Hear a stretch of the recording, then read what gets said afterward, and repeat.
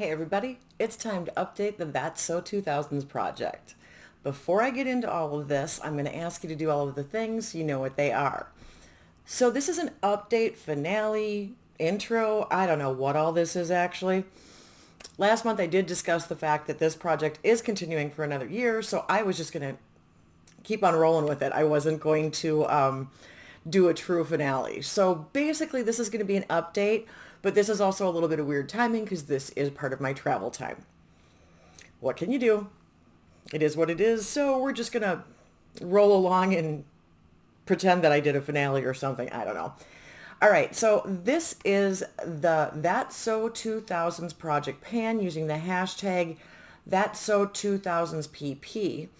This was created by Sam Samar, and she did this with 5 prompts that we randomized to start with, monthly updates running from April 16th to April 16th, like I said, starting again, and she did it with the Fantastic Ladies. So everything's going to be linked down below. Sam does have a channel here. She's First Time Panner on YouTube and on Instagram. If you have not seen her videos, go watch her. She is a gorgeous young woman. She is just stunningly beautiful, and she's got this really beautiful soft-spoken voice. So if you need somebody to calm down after watching My Crazy Train, go check out Sam. I'm going to have her link down below for you as usual. Okay, and she's also doing Old New Gifted Blue with us, so keep an eye on her. She's starting to add some different things, and she's having some fun with some projects over there on her channel. Anyway, let's start with what I have going on, because I did start doing some repeats, but I did not add any of the new prompts that she's added for the 2023 to 2024 run, I guess is what I would call it. So this is the second time that I have had the Jonas Brothers, which is a trio. And for that, I brought in the Natasha Denona Baby Gold palette. Oh man, now I know that says what the names of these shades are, but I don't have glasses next to me. Log, Oro, and Sandstone, huh? Okay. Well, if I'm doing this right, we've got Log, Oro, and Sandstone, and it might be a little difficult to see Sandstone because it's not a super deep shade, which is fantastic for me, for my purposes, because it works great as a crease transition type of shade for me. Now, my goal with this was to use all 3 shades 3 times. I have used all 3 shades twice. Haven't quite gotten my third, but quite frankly, there's a good chance that that might be happening tomorrow. I just need to film this because I've already started packing stuff up. So you'll have to wait till the next update to see whether or not I got that done. Then the next one I have in is number 7, Chunky Jewelry. Something chunky, bulky packaging, chunks of glitter, whatever. I brought in a copacetic cosmetic shade, and I brought in one of their flakies because their flakies tend to be chunkier. This is the shade Autumn Breeze, and I had not used it before, but it's really pretty. Really pretty. And yes, it is a flaky, so there are chunks. I mean, it's fine on the eyes, and they'll blend in. It's not a huge problem for me, and that's my door opening because Emma's letting herself in. So I brought this in for 5 uses, and I got my 5 uses. I really like this shade. I didn't have a lot of trouble with the formula. Do I have glitter everywhere? Oh yeah, all over me, because that's just how I roll. This is an amazing inner corner highlight. It's really beautiful. It's beautiful on the inner part of the lid. Gorgeous shade. But I did actually get my uses, so that is a rollout. And now Lucy wants to be awake and make noise. They're just having a good time here with this. Okay, then, oh geesh. The next thing that I had was for number 9's iPod Shuffle, whole collection roulette. And I did category, got fragrance, then did random letter generator and got L. So we've got some fragrances going on here. I brought in 6 of them because that just seemed like a logical thing to do to me. So the first one is Dolce & Gabbana's Light Blue. I like this fragrance. I've had a couple of samples of it and I've enjoyed it. Nothing that I'm going to like rush out and buy right away, but I did enjoy it. All of these are done, by the way. I just kept them in the things because they're easier to see than trying to read this stuff. So there's that one. Then we had two of the Lancome La Vie Belle. And I like this. I don't love it. I think it's a little bit strong for me, but I actually was wearing it one day and got a compliment. I was told how nice I smelled and someone asked me what I was wearing. So it's a good fragrance. It just, okay, this is going to sound kind of strange considering that I'm old, but to me, it smells a little bit more mature. It's a little bit of a heavier fragrance, and I'm very, very much light, sweet, like my fragrance preferences tend to run to that of a 13-year-old girl. So, just me. Then I had, I had YSL's Libra, and this one is another one that I liked. I didn't have anything I didn't like. Didn't have a whole lot that I loved either. So this is okay. I enjoyed it. I'm glad I got to try it. Not anything I'm going to rush out and buy right away either. Then I had two Juliet Has a Gun fragrances. I had Lady Vengeance, which is nice. I like the Juliet Has a Gun stuff. And then Lipstick Fever. And honestly, this one I actually really like. This one of the two, I like Lipstick Fever better. But there's very few Juliet Has a Gun fragrances that I don't care for. So Lipstick Fever is now definitely much more on my radar than it was before. I had never tried Lady Vengeance or Lipstick Fever, and I like both of them. They're both, if you're a Juliet Has a Gun fan, they're both recommendations for sure. But that does mean that this prompt is completed. So then we got 10, which was Bump It, something that adds volume. So the first thing that I brought in was the foil packets of the Better Not Younger shampoo and conditioner. And these are supposed to be, they're supposed to make curly hair bouncy. This isn't enough for me to actually have an opinion, you guys. When you get one use, it's like, yeah, it was fine. Did I notice it was curlier? Well, actually, you know what? It might have been. It actually might have been. But I do put a lot of stuff in my hair. Today it's in a ponytail because it was 100 degrees today, so it was a little bit warm. It ended up having to go up eventually. But these aren't bad. I haven't really looked into them any further. I'm not really on the market for new hair products, but hey, curly hair girls, now you know there's something out there for you. So that is a completed prompt also. Then, because I was going through the list a second time to fill in some so I could keep going, I got Bump It again. For this one, I brought in this Redken Windblown 05, I don't know what this is, volumizing, texturizing dry hairspray. I brought this in for 5 uses. I used it once. I absolutely hate it and will not use it again. So I'm going to take this out of the project for the purposes of this right now. I'm calling this done, and I'm going to tell you right now, this is going to go to Deb B. This is going in her box of goodies because she, with her haircut, needs the texturizing stuff. I kind of did it in here and had so much trouble with what my hair was doing that I hated it. So I think this might be something that's right up her alley, and it's going over here to go into her pile. We'll just deal with that prompt again at a different point. All right, then I had Uggs, something you wish was waterproof. I brought in one of my MAC lipsticks. This one is a satin lipstick. I prefer the lip luster lipsticks. Those are the ones because they're the most balm-like. You guys know how I am with lipsticks. I like the ones that really don't do much or that don't last or whatever. So that's why I wish this stuff was waterproof. So this is in the shade Snob, and it is really pretty. I mean, it's a me color. It's a baby pink color. What did you expect? So I had brought this in for 5 uses. I did get my 5 uses, so this is going to roll back into my collection, and that is a completed prompt also. All right, then one that I had been working on for a while and still haven't actually completed. I don't know why, because I love this. But I have number 19's Delaire's Book of Greek Myths, so something mythology related. And I brought in Touch of Glam's, Touch of Glam's Unicorn Toot. Okay, so it's this kind of bluish, purplish shiny, shimmery. It's freaking gorgeous, and I love everything about this color. And I don't even know if you guys are getting all of the, oh, how pretty stuff it is, but man, is it nice. It is really nice. I absolutely love it. So I have no problem with the fact that I haven't finished it and that I'll be taking it with me because it is one of my favorite Touch of Glam shades. I only put it in for 8 uses and I've gotten 6.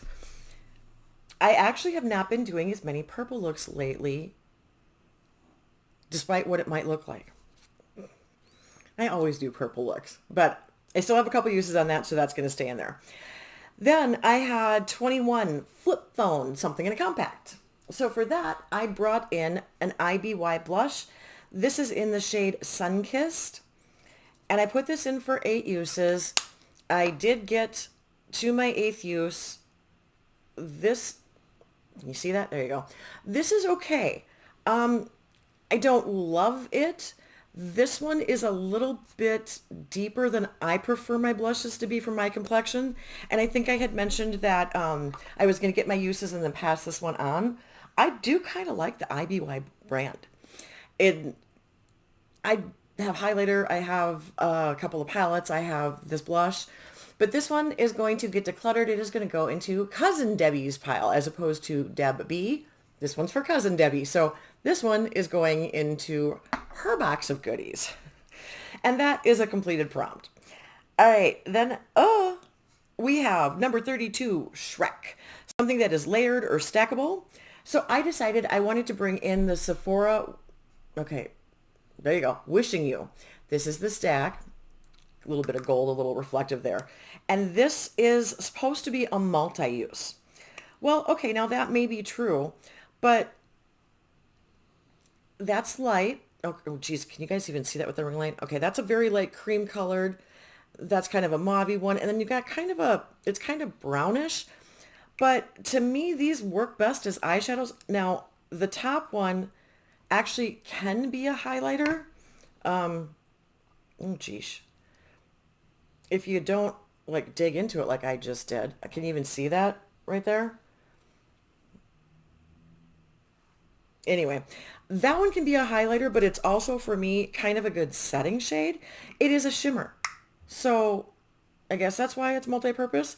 Now this next one is more of a matte shade, and it's a really pretty, well, on me it turns out to be a really pretty pink color.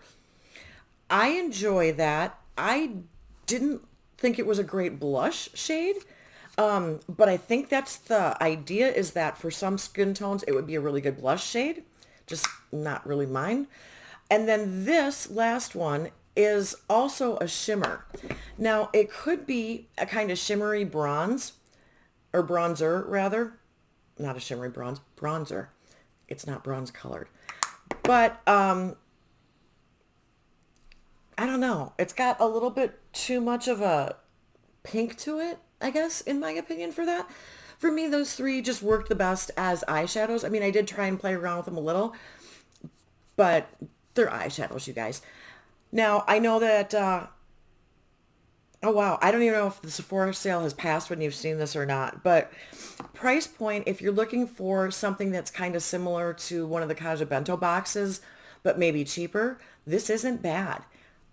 I don't have problems with eyeshadows very often unless, I have fur on my nose. Wow.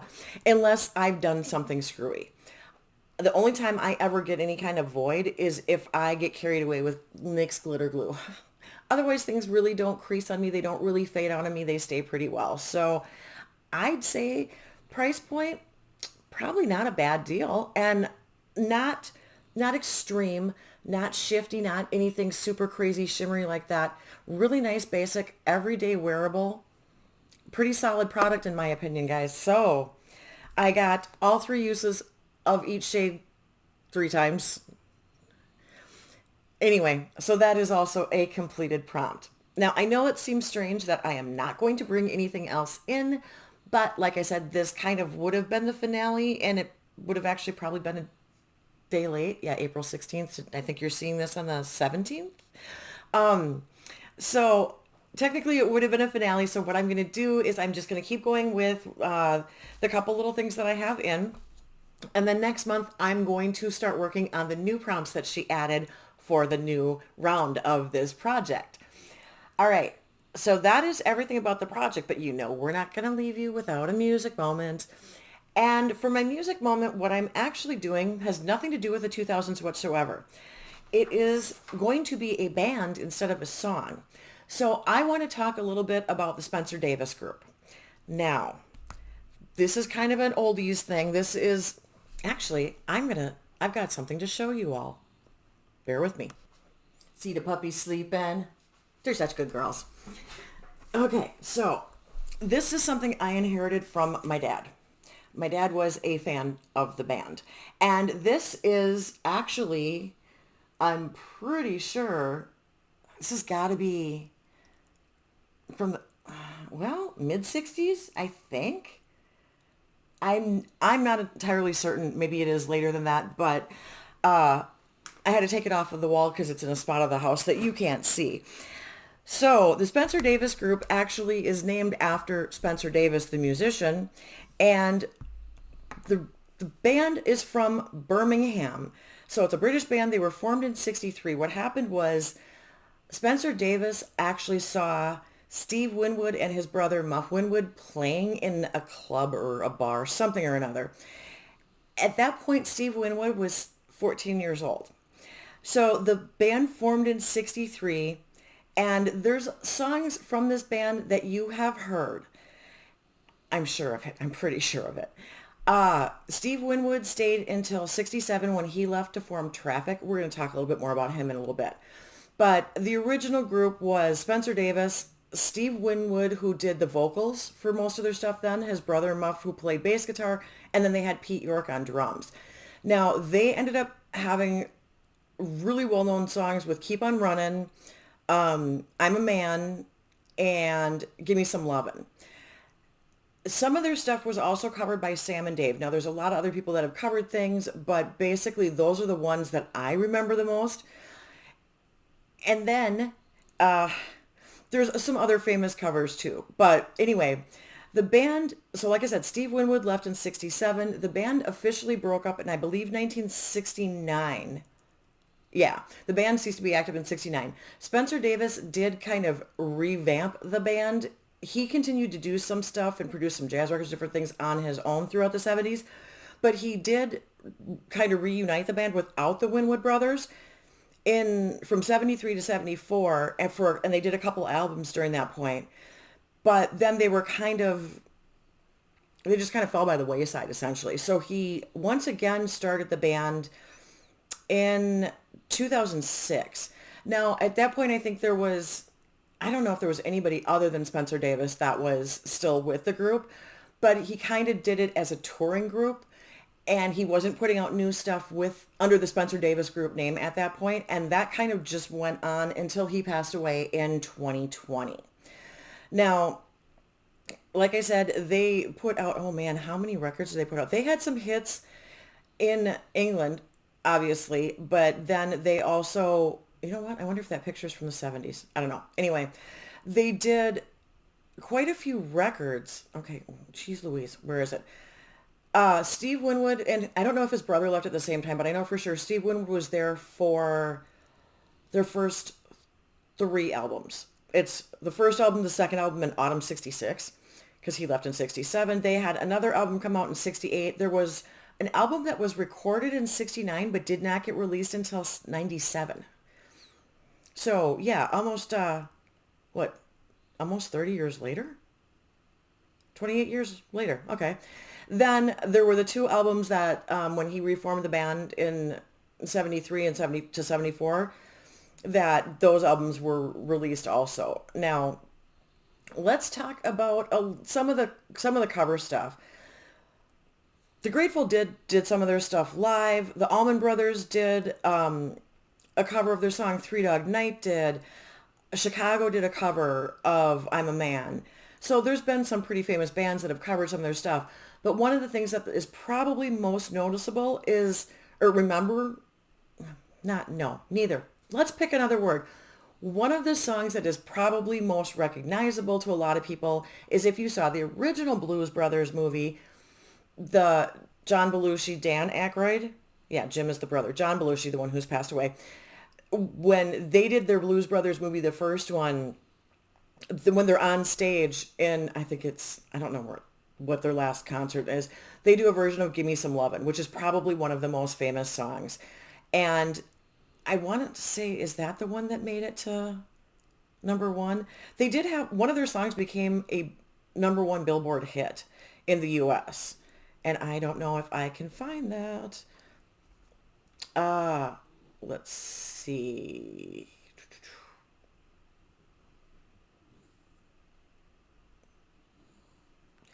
Okay. Give Me Some Lovin' and I'm a Man are the best known US hits after they'd signed to United Artists. They actually were in a movie in 66 and it was something Steve Winwood regretted. He said that was a mistake. I cannot even tell you which song it was that hit number one. La la la la la. All right. Anyway, so that is kind of what there is about the Spencer Davis Group. Now, I have an album that's not listed in their discography, and I actually can't find it on Amazon, but I have it on my iPod. Because yes, I am old and still own this thing. When this thing dies, I'm so screwed. But I have a best of Spencer Davis Group that the way it pulled up when I downloaded it, according to Apple, was a 1967 thing. And I can't find it. But it does have Give Me Some Lovin', Search and Keep on Running, I Can't Stand It, Strong Love, Every Little Bit Hurts, I'm a Man, Back into My Life Again, Trampoline, Somebody Help Me When I Come Home, Stevie's Blues, which is a great song, The Hammer, Waltz for Lumbumba, and Goodbye Stevie. So I'm guessing that it was kind of a greatest hits of while he was still with the band. And I would have thought that would have come out later. But like I said, I couldn't find it on Amazon even. So I don't know. I got nothing. I got nothing. So I keep talking about Steve Winwood. Well, the reason that I keep talking about Steve Winwood is because his career spanned multiple decades and he is so, so well known. What you might or might not, depending on your age group, remember him from. So he left in 67. He formed the band Traffic. Now, after that, he was also in Blind Faith. Now, Traffic is well known. Blind Faith is pretty well known. And then he was in Ginger Baker's Air Force. Ginger Baker was the drummer for Cream. And so they had played together. He's done a lot of work with Eric Clapton, but in the 80s, he had a really fairly successful solo career.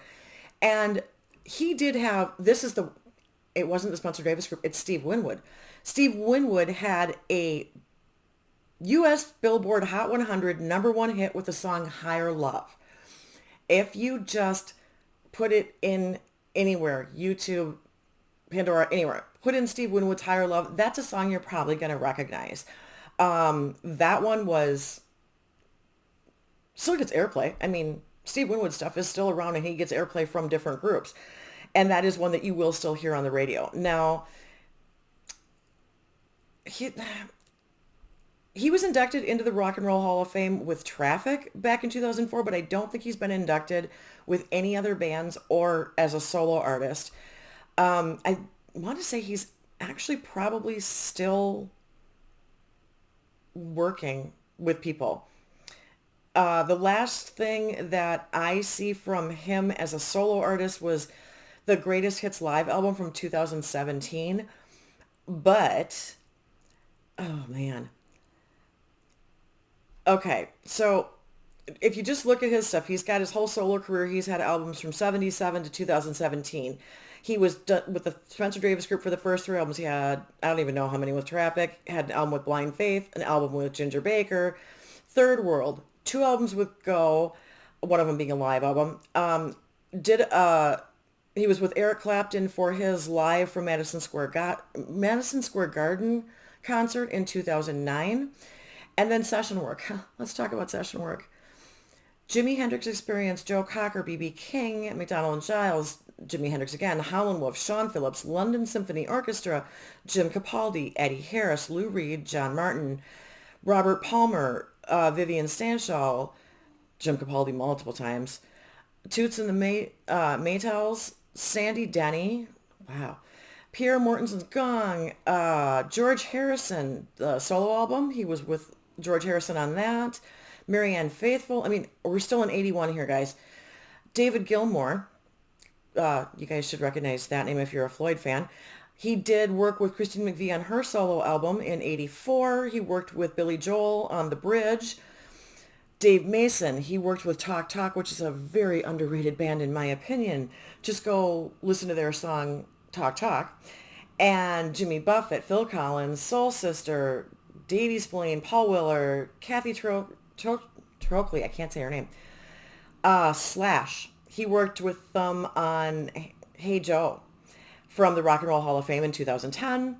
Miranda Lambert, Government Mule. Now, Government Mule isn't around anymore. I think one of their members had passed away too, but that is Derek Truck's band, and he then went and played a lot with the Allman Brothers, and then Trucks Tedeschi is what they're currently doing because he and Susan Tedeschi got married. So, just to name a few. I'm sure there's more things that aren't in here that you would probably be able to find. But I actually do really enjoy a lot of the Spencer Davis Group stuff. So what I'm going to put down there for you is I'll probably find a version of Higher Love and link it for you just in case, because it will spark your memory.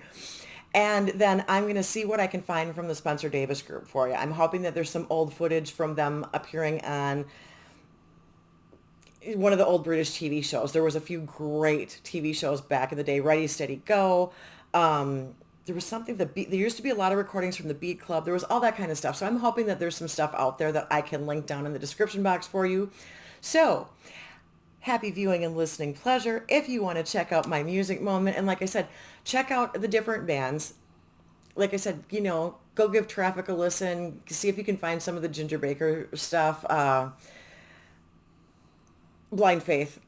Go check all of them out, just if you want to learn a little bit more about him and follow his career. He is an incredibly well-regarded, accomplished musician. He is talented, you guys. Like I said, he was found by Spencer Davis and joined that group when he was 14. He has been a musician his whole life. He is awesome. Spencer Davis was a musician and involved with music and producing and all that kind of stuff in multiple genres his whole life. A lot of this started as old blues stuff, but like I said, there's pop rock, we've gone into some jazz, we've gone into some country, some of the hippy dippy stuff. So wide range of stuff for you to go out there and find. I hope you enjoy it. Thank you for letting me talk a little bit about my project and a lot about my music moment. And until next time, everybody, see ya. Bye.